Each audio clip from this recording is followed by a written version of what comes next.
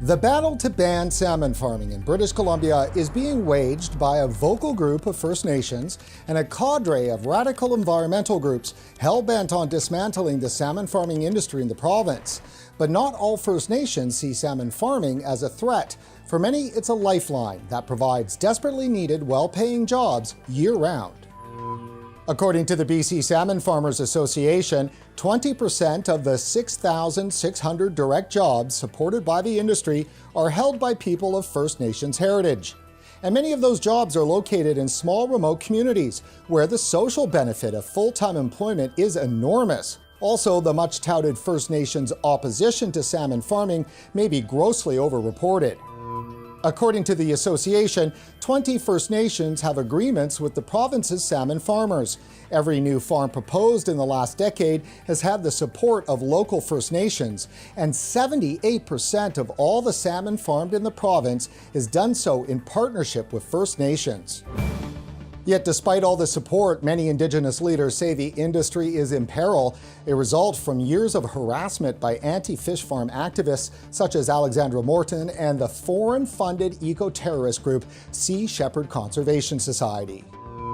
If I was to allow something to happen to those wild stocks, that would make me a very poor businessman. 2 weeks ago, First Nations clan and business leaders were in Vancouver to speak to the media about the threat to salmon farming posed by environmental activists and to press the case for a marine-based salmon farming industry in BC. RegWatch was there for the presser, and after we conducted a few one-on-one interviews at our studio.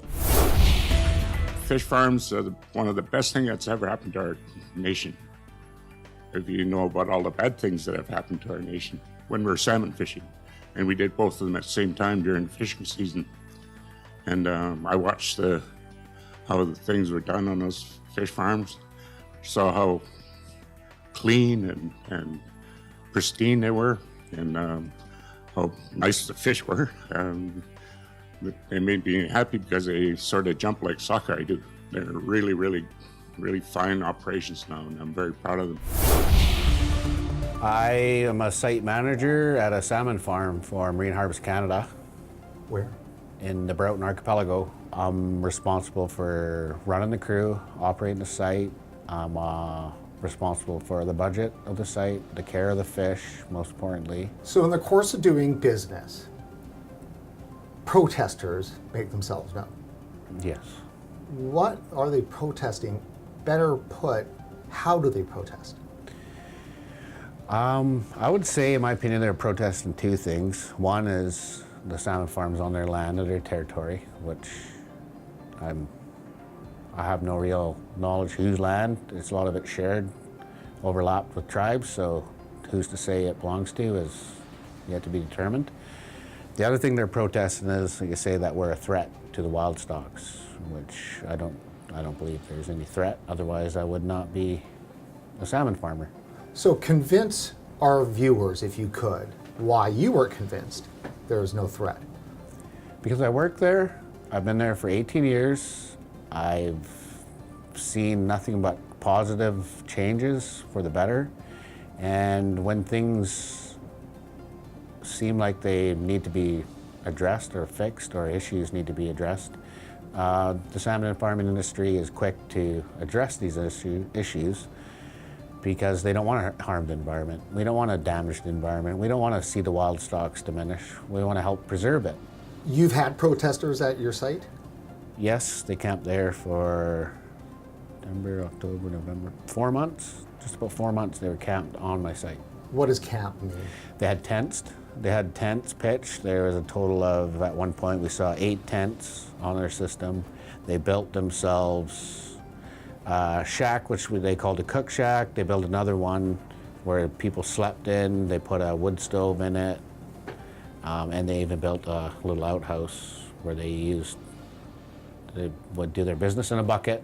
Then they would take the bucket and they would just dump it right over the side, right beside our system. And they would dump it they would dump their crap and piss and whatever. Near the farm farms. fish? Yep. Yep. No regard to, and they had no regard to safety, any safety measures. They didn't wear life jackets. And lastly, let me ask you, is the media giving your industry a fair shake? No, I don't think they are. There's not enough positive spin on it. There's not enough good stuff shown. Like I said, I've been in the industry for 18 years now, and it's done nothing but grow for the better. It's been proven time and time again that we're willing to work with people, we're willing to change to protect the environment and be good neighbors to any First Nations people where we operate. How important is fish farming to First Nations in BC? Years ago, I was one of the people that started, one of the three that started AAA, Aboriginal Agriculture Association. And at that time, there was almost 0% that liked anything to do with a fish farm. They were zero tolerant against fish farms. So now we're into 60–70% of all First Nation, coastal First Nations that are accepting now or have partnerships, or they actually own farms in their site, in their territory. So it's been a big turnaround and a big change, and having the government we have now saying that they're going to take these farms out of the waters, and the environmental groups pressuring the way they are, it is concerning to me that if they're successful, this could drive my people back to the way they were 25 years ago. Let me ask you about the environmentalists. We really want to get a picture of the character and tactics of the protesters. As a clan chief, it's one of my sacred duties it is my most sacred duty to ensure that my lands, my territories, the waters, the animals, the plants are all healthy for future generations to come. So I consider myself an environmentalist. As far as other environmentalists go that are protesting, the First Nations ones are my relatives, and I will never disrespect them. They're entitled to their own opinion, as I am. So I won't say anything against them. I won't criticize them in any way. But that must be difficult, though. It's the way of our people. It's the way I was taught. So I expect the same from them. So do they reciprocate with that kind of, respect? I haven't so far seen that. It's not been the greatest. If I met up with one of my relatives that was against the fish farming industry, for the most part, it's not real cordial. It's not real nice, but slowly they're coming around. I've had relatives that would see me and turn the other way and walk away quick. Now I get hugs from them. So what's changed with the industry and the situation that has kind of eased some of the concerns amongst your relatives? I don't think it's so much change in the industry. The industry has changed since I've been there drastically. It's improved drastically. It was one of the first things I told Stolt Sea Farms when I first met with them was, if I see something with your industry that concerns me, I will tell you. If I see nothing is done, I will tell others. And if I still see nothing is done, I'll find a way to get you out of the water. Okay, but I haven't seen anything that's that concerning in the last 20 years. But I think for the most part, what is happening is the hype and fear-mongering that comes from some of the leaders of the environmental groups talking about the destruction of our wild salmon runs. They say, 2009, they said the sockeye returns to the Fraser River are gone forever. In 2010, we had the biggest return ever recorded for sockeye to the Fraser River. So, without losing a single beat, they said, oh, we were wrong. It's not the sockeye, it's the pink salmon 2011, we had the biggest return of pink salmon ever recorded, returned to the Fraser River. So they keep moving the goalposts. Exactly. 2016, we had the biggest return of chum ever recorded, ever fished. So it's beyond me how they keep their credibility, but somehow they keep on going.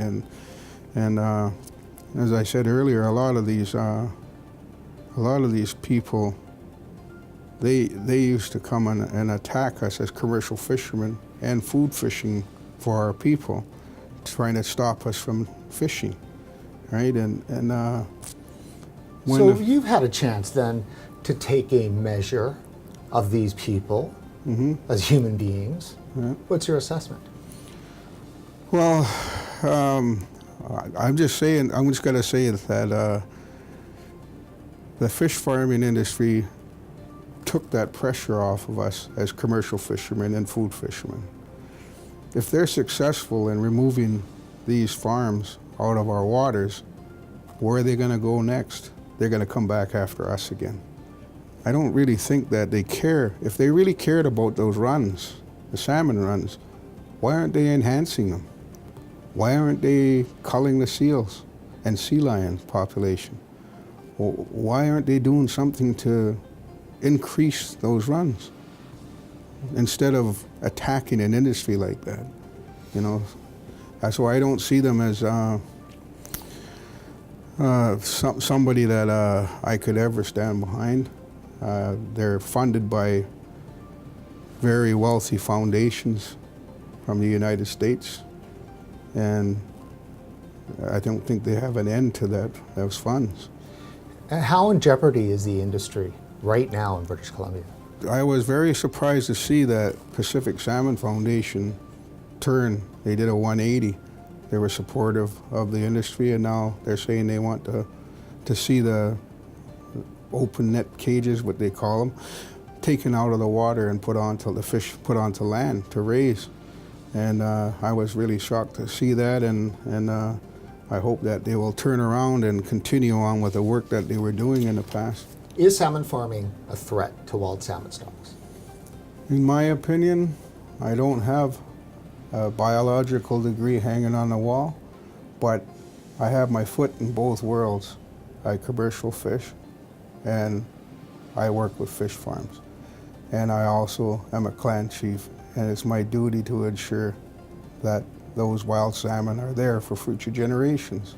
I'd say no. That's my opinion. It's not threatening. It's not a threat, no.